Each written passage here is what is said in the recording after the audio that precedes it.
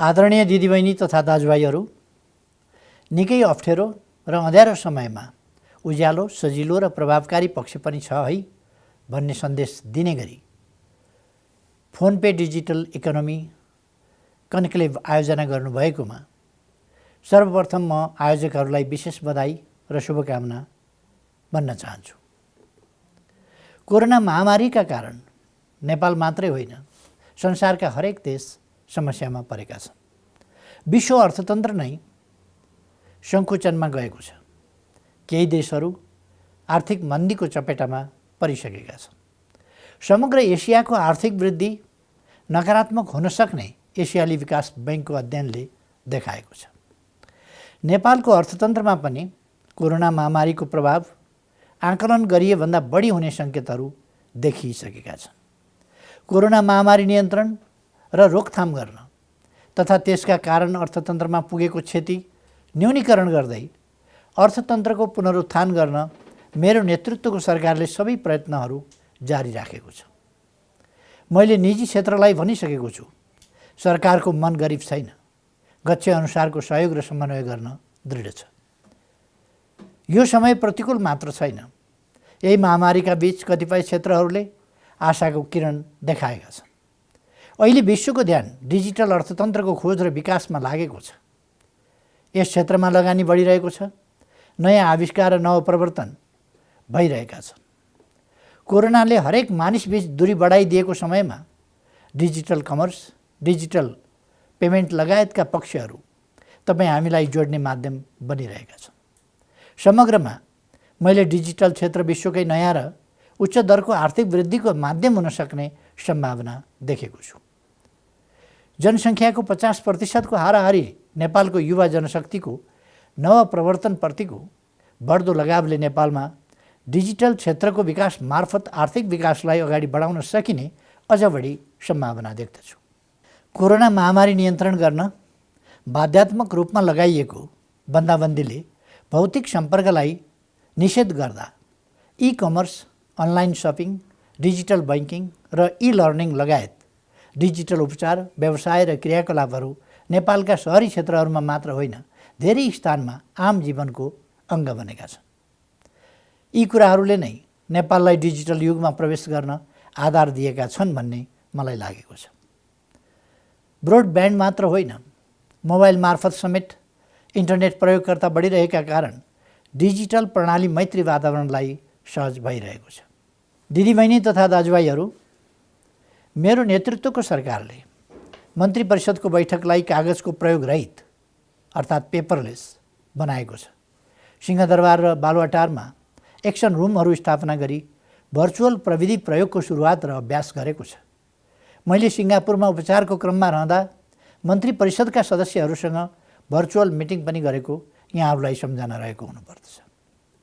त्यति बेला कतिपय मानिसहरूले महत्त्व, औचित्य र आवश्यकता बुझ्न नसके पनि आज त्यसको सान्दर्भिकता र महत्त्व व्यवहार त नै पुष्टि भएको छ। अहिले हामीले सिंहदरबार र बालुवाटारबाट 753 स्थानीय तह, 77 जिल्ला र 7वटै प्रदेशका उद्घाटन, शिलान्यास, अन्तर्क्रिया, समन्वयात्मक छलफल, परामर्श र सम्बोधन गर्न सक्छौँ। यसमा डिजिटल प्रविधिको प्रयोगले हामीलाई धेरै सहज र मितव्ययी बन्न सम्भव तुल्याएको छ। विदेश स्थित नियोगहरू र नेपालीहरू माझ मात्र होइन, अन्तर्राष्ट्रिय स्तरमा पनि डिजिटल माध्यमबाट भर्चुअल सहभागिताको अभ्यास गरिरहेका छौँ। यसरी डिजिटल प्रविधिको प्रयोग व्यापक रूपमा भइरहेको छ। नेपाल सरकारले पनि डिजिटल नेपालको अभियान अन्तर्गत सबै आर्थिक र गैर आर्थिक गतिविधिलाई डिजिटल माध्यममा रूपान्तरित गर्ने प्रयास गरिरहेको छ। दिदीबहिनी तथा दाजुभाइहरू, मेरो नेतृत्वको सरकारले पहिलोपटक डिजिटल नेपालको खाका, डिजिटल नेपाल फ्रेमवर्क तयार पारी ई गभर्नेन्सका लागि नीतिगत आधार तयार गरी कार्यान्वयनमा ल्याइसकेको म स्मरण गराउन चाहन्छु। नेपाल सरकार मन्त्री परिषदले स्वीकृत गरी कार्यान्वयनमा ल्याइसकेको यस डिजिटल नेपाल खाकामा कृषि, स्वास्थ्य, शिक्षा, सहरी पूर्वाधार, ऊर्जा, पर्यटन, वित्त र डिजिटल फाउन्डेसन गरी 8 प्रमुख क्षेत्रहरूको पहिचान र प्राथमिकीकरण गरी कार्यान्वयनको प्रस्ताव गरिएको छ।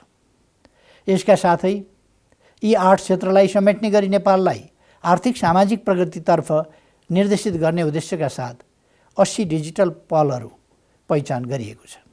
डिजिटल प्रविधिको उपयोगबाट सेवा प्रवाह, उत्पादन र उत्पादकत्वमा वृद्धि गरी अर्थतन्त्रको बृहत्तर आयामको रूपान्तरण गरी आधुनिकीकरण गर्ने लक्ष्यसहित सरकारले डिजिटल नेपाल फ्रेमवर्क सार्वजनिक गरेको हो। मालपोत, विद्युत महसुल, आन्तरिक राजस्व, भन्सार महसुल, सवारी चालक अनुमति पत्र र नवीकरण जस्ता नागरिकसँग प्रत्यक्ष जोडिएका सेवालाई एकीकृत सूचना प्रणालीमा आबद्ध गराउने प्रक्रिया सुरु भइसकेको छ। सरकारले राष्ट्रिय परिचय पत्रलाई सेवा प्रवाहको मुख्य आधार बनाउने गरी काम समेत अगाडि बढाएको छ। सूचना प्रविधिको विस्तारका लागि सबै प्रदेशमा अप्टिकल फाइबर विस्तार, प्रत्येक स्थानीय तहमा इन्टरनेटको पहुँच विस्तार जस्ता सूचना प्रविधिका आधारशिला खडा गर्ने काम पनि भइरहेको छ। डिजिटल फाउन्डेसन अन्तर्गत इन्टरनेटको पहुँच विस्तार, डिजिटल साक्षरता र सुशासनका लागि विद्युतीय सेवा उपलब्ध हुनेछ। साथसाथै डिजिटल प्रविधिको प्रयोगका केही चुनौतीहरू पनि देखिन सक्छन्, जस्तो कि सबैलाई डिजिटल प्रविधि प्रयोगमा अभ्यस्त बनाउने, डिजिटल नलेज विस्तार गर्ने, करको दायरामा ल्याउने र ह्याकिङ लगायतका साइबर सेक्युरिटीसँग सम्बन्धित समस्याहरूमा पनि हामीले उचित ध्यान दिनुपर्ने हुन्छ। दिदीबहिनी तथा दाजुभाइहरू, नेपाली अर्थतन्त्रको डिजिटाइजेसनको हालसम्मको यात्रामा निजी क्षेत्रको भूमिका प्रशंसनीय रहेको छ। पहिलो पुस्ताका सूचना प्रविधि व्यवसायीहरूले सुरु गरेका फिनटेक कम्पनीहरूले नेपालीहरूलाई मोबाइल वालेटमा अभ्यस्त बनाउँदै लगेका छन्। साथै नेपालीहरूलाई क्यासलेस ट्रान्जेक्सन, नगदरहित कारोबार बारे सिकाउनुका साथै डिजिटल बैंकिङतर्फ डोर्याएका छन्। कोरोना महामारीकै बीचमा नेपाली बैंक तथा वित्तीय संस्थाहरूले घरबाटै खाता खोल्न सक्ने, मोबाइल मार्फत क्युआर कोडद्वारा चेक बिनै बैंकबाट रकम झिक्न सक्ने खालका नवीनतम डिजिटल बैंकिङ सेवाहरू प्रवाह गर्न थालेका छन्। हामीलाई कोभिड-19 आउला र यस्तो भयावह अवस्थाको सिर्जना होला भन्ने कल्पनासम्म पनि भएको थिएन। तर समयलाई चिनेर डिजिटल प्रविधिको प्रयोग र विकास सुरु गरेका हुँदैनथ्यौँ भने आज हामीले झन् कति धेरै कठिनाइहरूको सामना गर्नु पर्थ्यो। समग्रमा भन्दा अबको हाम्रो युग डिजिटल अर्थतन्त्रकै युग हो। तपाईहरूले आयोजना गर्नुभएका यस्ता कार्यक्रमहरूले नयाँ युगको प्रविधिमा आधारित अर्थतन्त्र निर्माणमा इँटा थप्ने काम गरेको छ। यस्ता कार्यक्रमलाई सरकारले समेत स्वामित्व लिने र सहयोग गर्ने प्रतिबद्धता व्यक्त गर्दै फोन पे डिजिटल इकोनोमी कन्क्लेभको भव्य सफलताको निम्ति शुभकामना व्यक्त गर्दछु। धन्यवाद।